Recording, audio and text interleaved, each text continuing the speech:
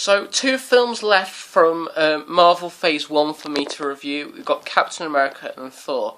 I think I'm going to end up reviewing Captain America first, because there's a bit of information I can give on that first.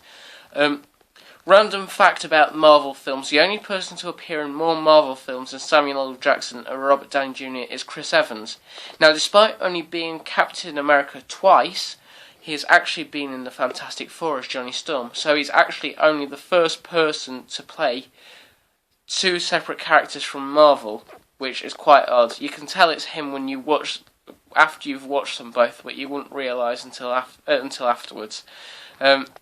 He's a lot more convincing as Captain America, though. We also, who do we see in this one?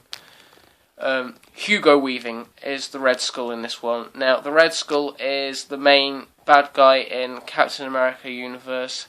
He ends up battling him throughout time. What happens is Steve Rogers gets injected with the super soldier serum, which is what they try to inject into Tim Roth's character in The Incredible Hulk, but that didn't work. And basically what happens is it turns him into someone who's faster, smarter, stronger, and basically the super soldier. They end up calling him Captain America and using him as a mascot rather than a soldier, because they still think it's too dangerous for him to be out fighting the war.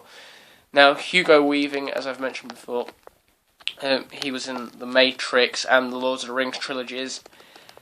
He's the Red Skull, and he's Hitler's right-hand man. He wears like this mask, and then he ends up with the actual Red Skull as a face, and he's got no skin on his face, basically. Very good film.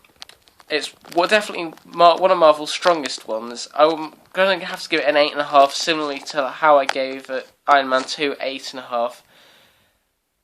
It's probably an unusual film for those who haven't heard of Captain America before, but it's a good start to the Captain America series. And I love the twist at the end of how he ends up crashing the ship into the sea, and ends up getting found for the Avengers. So that's a good twist right at the end. Well, at the end of the past story, at the end of the present story is that he's woken up in modern day New York, and he's confused as to what's happening.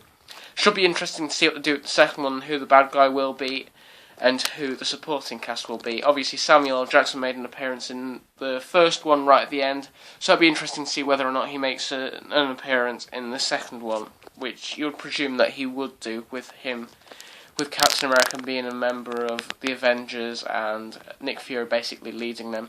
So, yeah, 8.5, very good film, definitely one of Marvel's better ones.